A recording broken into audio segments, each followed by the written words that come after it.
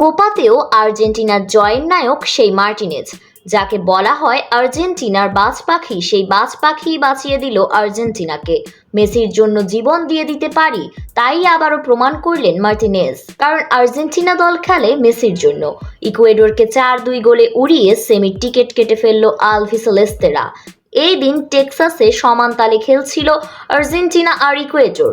7 মিনিটে ইকুয়েডরের কাছে সুযোগ আসে, কিন্তু সেটা মিস করে। 17 মিনিটে চাপ বাড়তে থাকে ইকুয়েডরের। 27 মিনিটে আর্জেন্টিনা ব্রেক থ্রুর সুযোগ পেলেও সেটি মিস করে ফার্নান্দেজ। ম্যাচের প্রথমার্ধ শেষ হওয়ার 10 মিনিট আগে আর্জেন্টিনার হয়ে লিওনেল মেসির হেড থেকে গোল করে ফেলে লিসান্দ্রো মার্টিনেজ।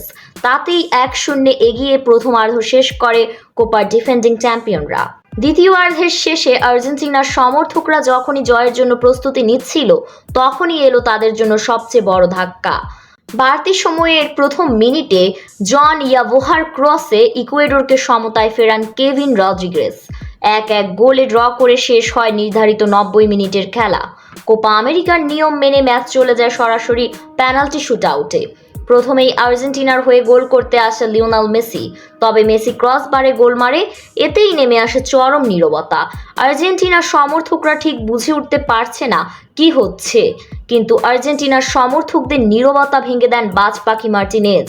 প্রথম 2 পেনাল্টি ঠেকিয়ে ততক্ষণে নায়ক বনে চলে গিয়েছেন আর্জেন্টাইন গোলরক্ষক এমিলিয়ানো মার্টিনেজ।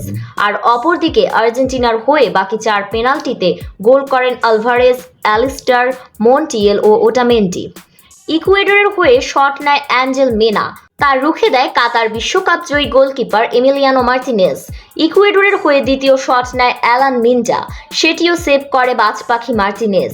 এরপর 2টি শট নিতে সফল হয় ইকুয়েডর, কিন্তু আর্জেন্টিনার হয়ে গঞ্জালো মন্টিয়েল ও নিকোলাস ওটামেন্ডি দুজনেই গোল করে ফেলায় শেষ অবধি 4-2 ব্যবধানে জিতে কোপা আমেরিকার সেমিফাইনালে চলে যায় বর্তমান ডিফেন্ডিং চ্যাম্পিয়নরা।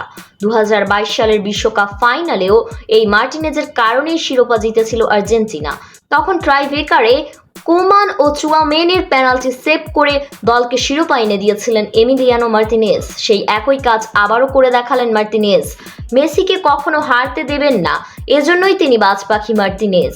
কিন্তু ম্যাচের বেশিরভাগ সময়ে এগিয়েছিল ইকুয়েডর।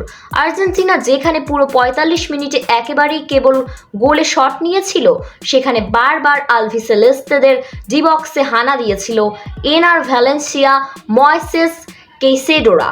এরপরই আর্জেন্টিনা আক্রমণে কিছুটা ব্যস্ত হলেও সেটা হতাশাই বাড়িয়েছে নীল সাদা ঢেউয়ের মতো বসে থাকা দর্শকদের। সে হতাশা কাটিয়ে তারাই আবার ডিফেন্ডিং চ্যাম্পিয়ন।